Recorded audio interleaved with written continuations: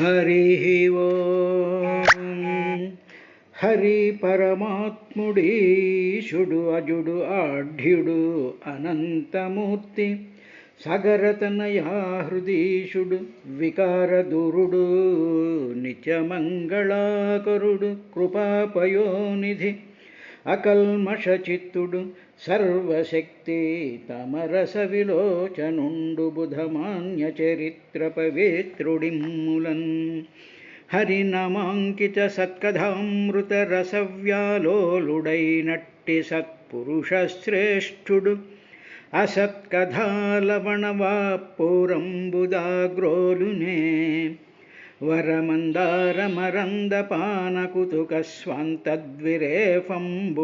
సత్వరమైపోవునే చేదువేములకు తద్గంధానుమోదాత్మమై హరిమహిమము తన్నాభీసరసిజ సంజాతుడైన చతురాన నడున్ పరికించి ఎరుగడు అనిన ఇతర మనుజుల చెప్పనేల తత్వజ్ఞనిధి హరిచరణారవిందయుగళర్చన సన్నుతి భక్తి యోగముల్ నితరము కల్గువారే భవన్నీరజగర్భుల కందరాని భాసుర పదమందు చేరుదురు సూరిజనస్థవనీయాట్టి సత్పురుషుల పూర్వజన్మ ఫలమున్గణుతింపతరంబెయేరికిన్ వరయోగీంద్రులు యోగమార్గముల భావం బంధునేని మనోహర రూపంబుదలంచి ఏ గుణగణధ్యానంబుగా వింతురు అపురుష శ్రేష్ఠ పరిగ్రహంబునకునై పొల్పార తద్ధ్యాన గోచరమూర్తిన్ ధరింతుగాదే పరమోత్సాహుండునై మాధవ క్రతుదానోగ్రతపస్సమాధి జప సత్కర్మాగ్నిహోత్రాఖిల వ్రతచర్యాదులను ఆదరింపవు అఖిల వ్యాపార పరాయణ స్థితి నొప్పారెడి నీ పదాబ్జయుగళీ సేవాభిపూజ పూజా సమర్పిత ధర్ముండగువాని భంగి అసురారీ దేవచూడామణి పురుషాధీశ భవత్పదాబ్జయుగళీ పూజాది కర్మక్రియాపరతంజందని మూఢచిత్తుని పశుప్రాయున్ మనుష్యాధమున్ జరయున్నంతము చిందజేయు అతి దక్షంబైన కలంబు తద్గురు కాలాత్మకుడవైన నీకు మది సంతోషంబునన్ మ్రొక్కేదన్. హరి ఓం. శ్రీ గురుభ్యో నమః. వరాహమూర్తి ఆ హిరణ్యాక్షుణ్ణి ఒక్కసారి ఎగిరి తన గదతో వాడి యొక్క దవడ మీద కొట్టడానికి ప్రయత్నం చేసినటువంటి సందర్భంలో ఓ విదురా ఈ విధంగా జరిగింది. ఏమిటి జరిగింది అంటే సాహత తేన గదయా విహత భగవత్కరాత్ విఘూర్ణితాపతద్రేజే తదద్భుతమివా భవతు. ఏం జరిగిందంటే తేన వాడి చేత సా ఆ గదను ఏ గదను పరమాత్మ గదని విసిరి వాడి గోబ పగలగొట్టడానికి ఎత్తినటువంటి ఆ గదను గదయా తన గద చేత విహత కొట్టడంతో సా హత తేన గదయా విహత తన గదతో కొట్టేటప్పటికీ భగవత్కరాత్ భగవంతుడి చేతి నుండి ఆ విఘూర్ణిత అది ఆ గదని ఎప్పుడైతే వీడు పరమాత్మ చేతిలో ఉండేటువంటి గదను కొట్టాడో ఆ పరమాత్మ చేతిలో ఉండేటువంటి గద గిర్రమని తిరిగిపోతూ విఘూర్ణితో ఆపతత్ కింద పడిపోయింది. పడిపోయేటప్పటికీ అప్పుడు తత్ అలా పడినటువంటి గదని చూసి అద్భుతం ఇవ రేజే రేజే అంటే చాలా ప్రకాశిస్తూ ఆ గది ఎప్పుడైతే కింద పడిపోయిందో దానిని చూసి అందరూ కూడా ఇదేమిటి చాలా అద్భుతంగా ఉంది, ఇలా కొట్టాడేమిటా అని అందరూ కూడా ఆశ్చర్యపోయారట. ఇక గద అనేటువంటి పదం మనం కంటిన్యూస్గా వింటూనే ఉన్నాం. ఏమిటి గద అనేటువంటి దానికి అర్థం ఏంటంటే కౌమోదికి గద అని శ్రీమన్నారాయణ చేతిలో ఉండేటువంటి గదని కౌమోదికి అంటారు. కౌమోదకి, కౌ అంటే భూమి అని అర్థం. కాబట్టి మోద అంటే భూమిని సంతోషపెట్టేటువంటి ఆ ఆయుధ విశేషాన్ని కౌమోదకి అంటారు. కౌ భూమిని, మోదకి సంతోషపెడుతూ ఉంటుంది. ఏమిటండి భూమి అంటే? మామూలుగా మనం చూసేటువంటి ఈ భూదేవిని అక్కడేమో భూదేవి భయపడుతూ నుంచుందిగా. ఇప్పుడు ఆవిడ్ని సంతోషపెట్టడం కోసం అని చెప్పి ఈ గదా ప్రహారాలు ఆయన చేస్తున్నాడు. అది సరే. ఇక్కడ కౌ అనేటువంటి భూమి అనేటువంటిది ఏమిటంటే సమస్తమైనటువంటి పదార్థాలను భూ సంబంధమైనటువంటి విశేషాలతో చెప్తూ ఉంటారు. అంటే పంచభూతాత్మకమైనటువంటి పదార్థమయంగా ఉండేటువంటి ఈ మెటీరియల్ సిస్టమ్ కౌ భూ సంబంధమైనటువంటిది. దీనిని మోద సంతోషపెట్టేటువంటివి. ఆ గద ఏం చేస్తుంది అంటే, ఆ గదని మనం కానీ ఆ శ్రీమన్నారాయణ యొక్క గదని కానీ మనం ఆ విగ్రహం దగ్గరికి వెళ్ళి చూసి నమస్కారం పెడుతూ ఉంటే మన శరీరంలో ఉండేటువంటి సకల పదార్థమయమైనటువంటి స్థితి అంతా కూడా చాలా ఆనందకరమై ప్రఫుల్లమైపోతూ ఉంటుంది గద. ఇక రెండోది ఏమిటంటే, ఇలాగా ఉండేటువంటి ఈ పదార్థమే శాశ్వతం అనుకుంటూ, ఈ పదార్థమయమైనటువంటి దేహమే శాశ్వతం అనుకుంటూ, దానికి కలిగినటువంటి సుఖ సంతోషాలే నిత్యము అనుకుంటూ పరమాత్మను మర్చిపోయేటువంటి స్థితి వచ్చినప్పుడు దానిని మర్దించేటువంటి ఆయుధం కూడా గదే. కాబట్టి don't fall down into the traps of materialism అని చెప్పి ఆ గదతో ఒక ముత్తుతాడు. అందువల్ల గద ఆ రెండు పనులు కూడా చేస్తూ ఉంటుంది. తర్వాత గదకి డెఫినేషన్ ఏంటంటే, గదంచనేనేతి గదః గద వ్యక్తాయాం వాచి. అంటే ఏమిటి? దీని చేత పెట్టుదురు. ఆ గదని చూసి మొరపెట్టుకుంటూ ఉంటారు. చేతిలో ఆ గదని చూడగానే దేవతలందరూ కూడా మొరపెట్టుకునేటువంటి ఆ ఆయుధాన్ని చూసిన వెంటనే మొరపెట్టుకోవాలి అనిపించేటువంటి ఇంప్రెషన్ ఇచ్చేటువంటిది ఆ ఆయుధం. కాబట్టి గదంచనేనేతి గదః గద వ్యక్తాయాం వాచి, మనసు ద్వారా పెట్టుకుంటారు. ఇప్పుడు ఏం జరిగింది? తేన స వాడి చేత స గదయ తన గదతో వాడు విహత కొట్టడంతో భగవత్కరాతు విఘూర్ణిత ఆ పరమాత్మ యొక్క చేతిలో ఉండేటువంటి గద విఘూర్ణిత గిరగిరా తిరుగుతూ ఆపతత్ కింద పడిపోయింది. పడిపోయేటప్పటికి అలా పడినటువంటి గదని చూసి అలా పడినటువంటి గదని అద్భుతం ఇవ చాలా అద్భుతంగా ఉందే, ఇది చాలా ప్రకాశిస్తోందే అని వాళ్ళందరూ అక్కడ అనుకున్నారు. ఇదైన తర్వాత విదురుడు తర్వాత 4వ శ్లోకం ఈ విధంగా చెప్పారు. సతదా లబ్ధతీర్థోపి నబాధే నిరాయుధం మానయం సమృధే ధర్మం విశ్వక్సేనం ప్రకోపయన్. ఎప్పుడైతే శ్రీ మహావిష్ణువు చేతిలోంచి ఆ గద కింద పడిపోయిందో అప్పుడు భగవంతుడి చేతిలో ఆయుధం లేదు, వీడి చేతిలో మాత్రం ఆయుధం ఉంది. అందువల్ల వీడికి దుర్మార్గుడైనా సరే వీడికి కొన్ని నియమాలు ఉంటాయి. ఏ దుర్మార్గులకైనా సరే వాళ్ళ రాజ్యాంగం ఒకటి ఉంటుంది, వాళ్ళు ఒక ధర్మాన్ని పరిపాలిస్తూ ఉంటారు. ఆ ధర్మబుద్ధులన్నీ కూడా వాళ్ళు విద్యలు నేర్చుకున్నప్పుడు ఆ గురువుల చేత అప్పుడు వాళ్ళు అవన్నీ చెప్పిస్తూ ఉంటారు. అటువంటి విధంగా ఈయన చేసేటువంటి ఆ యుద్ధ విధానాన్ని ఈయన చూశాడు. ఏమిటి చేశాడు వాడు అంటే, ఎప్పుడైతే పరమాత్మ చేతిలోంచి గద కింద పడిపోయిందో ఓహో నిరాయుధుడైనటువంటి వాడితో యుద్ధం చెయ్యకూడదు అనేటువంటి ఒక యుద్ధ నియమాన్ని వాడికి గుర్తుకొచ్చి వాడు ఆ యుద్ధ నియమాన్ని పాటించి తన చేత్తో గద అలా పట్టుకుని నిరాయుధుడై నిలబడినటువంటి వరాహస్వామిని ఆయన కొట్టకుండా నిలబడి చూస్తూ ఉన్నాడు. అప్పుడు ఈయనకి ఎప్పుడైతే తన చేతిలోంచి గద విఘూర్ణిత ఆపతాత్ తిరుగుతూ కింద పడిపోయిందో అప్పుడు ఈ భగవంతుడైనటువంటి ఆయనకి కోపం వచ్చింది. ఇది జరిగింది అక్కడ. ఇక్కడ స వాడు మృదే ధర్మం యుద్ధ ధర్మాన్ని మానయన్ పరిపాలిస్తూ ఆ యుద్ధ ధర్మాన్ని పరిపాలిస్తూ విశ్వక్సేనం వరాహ భగవాన్ని తదా ఆ విధంగా లబ్ధతీర్థోపి అంటే ఏమిటి? తీర్థం అంటే ఫలం. వాడికి ఆ టైం ఆ అవకాశం వచ్చింది. ఫలం అంటే ఆ అవకాశం లబ్ధ వాడికి వచ్చింది. ఏమిటి, నిరాయుధుడైపోయి నిలబడినప్పుడు ఈజీగా కొట్టేయచ్చు కదా. లబ్ధ తీర్థోపి అలా అవకాశం వచ్చినా సరే నా బాబాదే, వాడు కొట్టకుండా అలాగే నిలబడ్డాడు.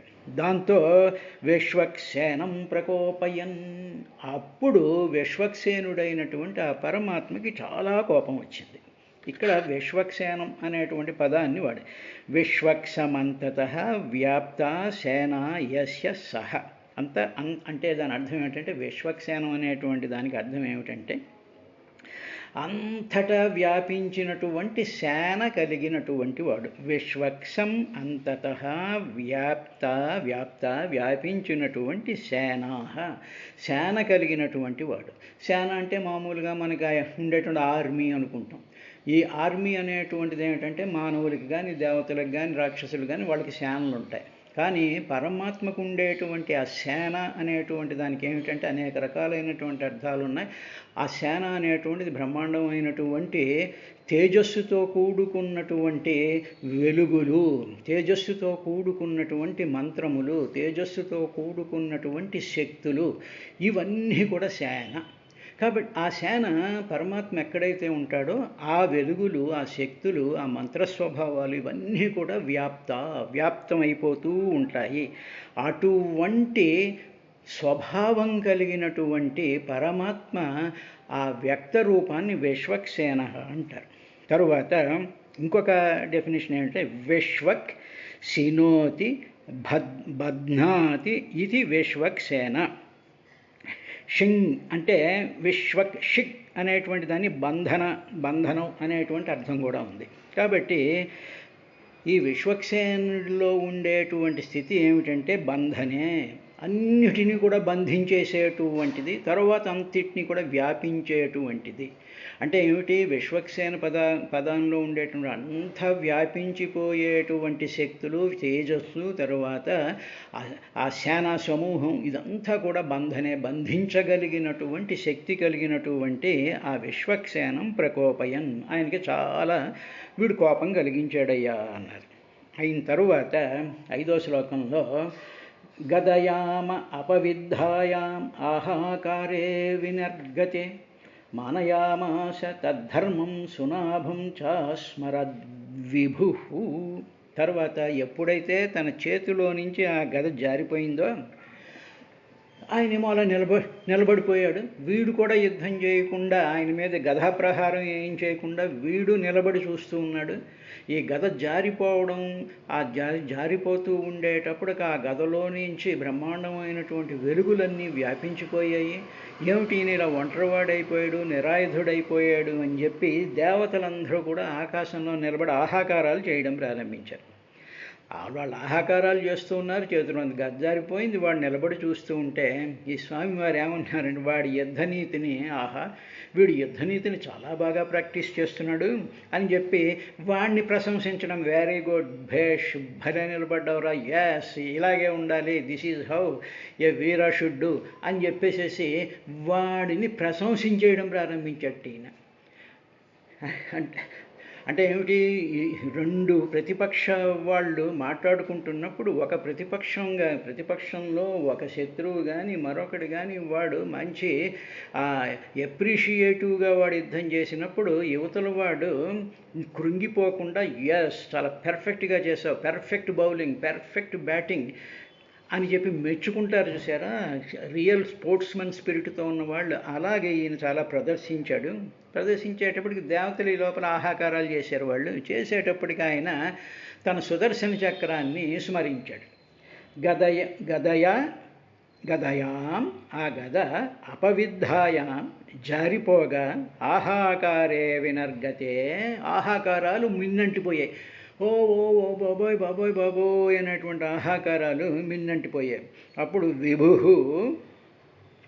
ఆ విభుడు అంటే అన్నిటికీ కూడా తన విభవత్వంతో, తన శక్తి చేత, తన ప్రతాపం చేత, తన యొక్క తేజస్సు చేత నింపేటువంటి విభు ఆయన వాడు చూపించినటువంటి ధర్మం, ఆ యుద్ధ ధర్మాన్ని మానయామాస బాగా ప్రశంసించాడు. భేష్, ఎక్సలెంట్, వండర్ఫుల్, ఎక్సలెంట్, అలాగే చేయాలి యుద్ధం అని చెప్పి ఆయన వాడిని పోగొట్టడం ప్రారంభించాడు. భగవంతుడికి శత్రుత్వం ఉండదు. భగవంతుడు ఉన్నటువంటి సత్యాన్ని, ఉన్నటువంటి యుద్ధ ధర్మాన్ని పాటించడం అనేటువంటి ధర్మాన్ని ఎప్పుడైతే వాడు పాటించి నిలబడ్డాడో, వాడు శత్రువు అయినా సరే వాడు ఆ యుద్ధ ధర్మాన్ని అంటిపెట్టుకుని ఉన్నాడు కాబట్టి భగవంతుడు ప్రశంసిస్తూ ఉంటాడు. అంతే తప్ప ధర్మానికి విరుద్ధంగా వచ్చేసేసి భగవంతుడి చుట్టూ 3 ప్రదక్షిణలు, 6 కొబ్బరికాయలు, 4 వ్రతాలు, 3 హోమాలు, తర్వాత సేవలు చేస్తే భగవంతుడు చచ్చినా ప్రశంసించడు. ధర్మాన్ని పాలించినటువంటి వాళ్ళనే మానయామాస తద్ధర్మం, మానయామాస ప్రశంసిస్తాడయ్యా భగవంతుడు అని చెప్పి విదురుడికి మైత్రేయ మహర్షి చెప్పాడు. అందువల్ల ఏమిటంటే తల్లిదండ్రుల్ని ఎక్కడో పారేసేసి వీడు మాత్రం గుళ్ళల్లో తిరుగుతూ గుళ్ళకేమో మేమేమో ఎంత డొనేషన్ ఇచ్చాం అంత డొనేషన్ ఇచ్చాం పట్టుపంచలు కట్టేసుకొని ఆ పెళ్ళంతో కూర్చుని అటు ఇటు చూసుకుంటూ ఈ విధమైనటువంటి వెకిలి వేషాలు వేసేటువంటి వాళ్ళను ఎంత భగవంతుడు ప్రశంసిస్తాడు అనుకుంటున్నారు. కానీ తద్ధర్మం మానయామాస, వాడు రాక్షసుడైన ధర్మాన్ని పరిపాలించేటువంటి వాడిని మాత్రమే భగవంతుడు ప్రశంసిస్తాడు. ఇది మానవులకి భాగవతం అందిస్తున్నటువంటి విశేషం. పరధర్మో భయావహ అంటాడు. నువ్వు నీ స్వధర్మాన్ని ఆచరించకుండా పరధర్మాన్ని చాలా గొప్పగా ఆచరించేసేసినంత మాత్రంలో భగవంతుడు ప్రశంసిస్తాడు అనుకునేటువంటిది కుదరదు అని చెప్తోంది భాగవతం. తత్ ధర్మం మానయామాస అస్మరత్ సునాభం. అప్పుడు ఆయన సుదర్శన చక్రాన్ని ఆయన స్మరించుకున్నాడు. అంటే వాడు హతం చేయడానికి సుదర్శన చక్రం కావలసి వచ్చింది ఆయనకి. గదాయాం అపవిద్ధాయాం ఆహాకారే వినర్గతే మానయామాస తద్ధర్మం సునాభం చ స్మరద్విభు స్మరహ, ఆయన స్మరించుకున్నాడు. అప్పుడు ఏం జరిగింది అంటే 19వ అధ్యాయంలో 6వ శ్లోకం, తం వ్యగ్రచక్రం దితిపుత్రాధమేన స్వపార్షదముఖ్యేన విషజ్జమానం చిత్రా వాచో తద్విదాం ఖేచరాణాం తత్ర శ్మసన్ స్వస్థితేముం జహీతి. ఆయన సునాభం అని పేరు కలిగినటువంటి సుదర్శన చక్రాన్ని ఆయన ఎప్పుడైతే స్మరించినప్పుడు ఆ చక్రం కంగారు పడుతూ వచ్చేసింది. ఎందుకు కంగారు పడింది చక్రం అంటే, ఈ దేవతలు చేసినటువంటి ఆహాకారాలని, తరువాత ఆయన అలా నిలబడిపోయి వాడిని చూస్తూ ప్రశంసిస్తూ ఉండేటప్పటికీ నన్ను పిలిచాడు కదా, నన్ను పిలిచి ఏమిటి ఇంకా నన్ను ప్రయోగించకుండా ఈయన ఇలాగ ఏదో చోద్యం చూస్తున్నాడు అన్నట్టుగా వెంటనే చెయ్యి అని చెప్పి కంగారు పడుతున్నట్టుగా ఆ సుదర్శన చక్రం వచ్చి నుంచింది. కానీ ఈయన ఏం చేస్తున్నాడు, ఇంకా వాడితో ఆడుతూనే ఉన్నాడు, ఆట ఆడుతూనే ఉన్నాడు. బ్రహ్మాండం భేష్ భలే కొట్టవు హాట్ అని చెప్పేసేసి ఆయన వాడిని ఇది చేస్తూ ఉన్నాడు. ఈ లోపల దేవతలకు పిచ్చెక్కిపోతుంది. ఏమిటి నా సుదర్శన చక్రం వచ్చి నిలబడుతోంది, నన్ను ప్రయోగించి వాడు తల తీసేరా బాబు అని అది వచ్చి నిలబడి కంగారు పడుతూ ఉంటే ఈయనేమో వాడిని చాలా పోగొడుతూ ఉన్నాడు. ధర్మాన్ని బాగా పరిపాలించావు అంటున్నాడు.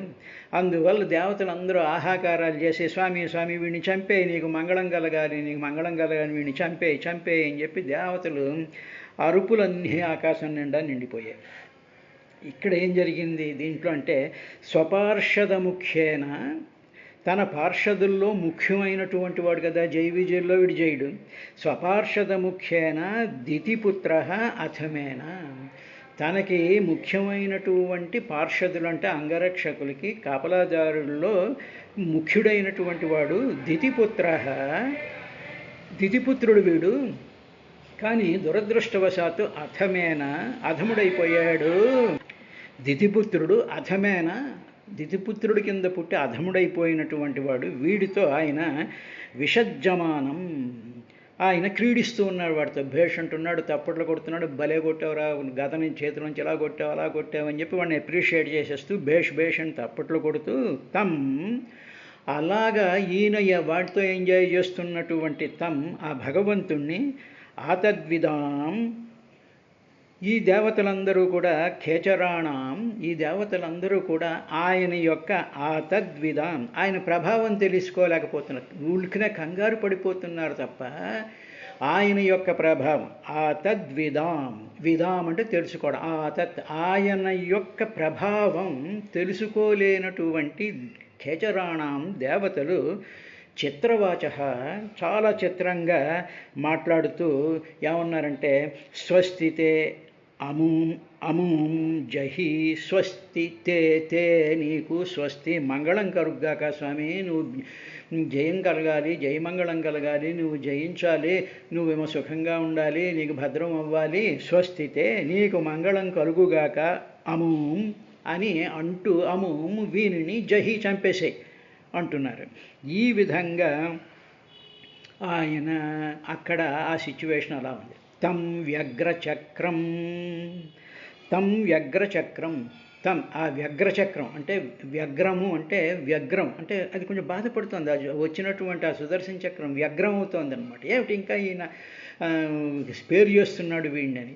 ఆ తం వ్యగ్రచక్రం దితిపుత్ర అధమేన స్వపార్షద ముఖ్యేన తన పార్షదుల్లో ముఖ్యుడైనటువంటి దితిపుత్రుడైనటువంటి వాడు అన్ఫార్చునేట్లీ అధముడైపోయినటువంటి వాడితో విషజ్జమానం క్రీడిస్తూ ఉన్నాడు. He's playing with him, he's enjoying. ఎందుకు వాడి ధర్మాన్ని పాలించి యుద్ధం చేయకుండా ఉన్నాడు అనేటువంటి ఆ ధర్మాన్ని పరిపాలించేటప్పటికి ఈయన తప్పట్లు కొడతాడు, భేష్ అంటాడు, చాలా ప్రశంసిస్తూ ఉంటాడు.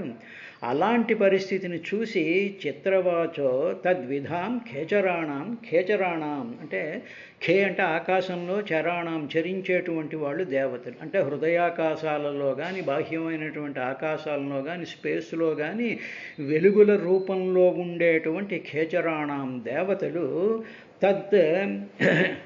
తద్విధాం ఆయన యొక్క ప్రభావాన్ని తెలుసుకోలేక చిత్రవాచో వాళ్ళు కంగారు పడిపోతూ ఏవో మాటలు మాట్లాడుస్తున్నారు ఆ కంగారులో. అందులో తత్ర శ్మాసన్ స్వస్తి, అసన్ స్వస్తి, స్వామి నీకు మంగళం కలుగ్గాక, నీకు మంగళం కలుగ్గాక, జహి అముం వీడిని జయించు అన్నారు. ఈ లోపల ఆ చక్రం అక్కడ ఇదంతా చూస్తూ ఉండేటువంటి ఆ చక్రం మంచి హుషారుగా కంగారు పడుతూ తన్ని ఎప్పుడు ప్రయోగిస్తాడా అనేటువంటి విధానంతో ఆ చక్రం ఆయన చేతి వేలి మీద గిరగిర తిరుగుతుంటే వాడు గద పట్టుకుని అలా నిలబడి ఉన్నాడు. ఈయనేమో అని పొగుడుతూ ఉన్నారు. ఆకాశంలోంచి దేవతలందరూ కంగారు పడుతూ చంపే అంటున్నారు.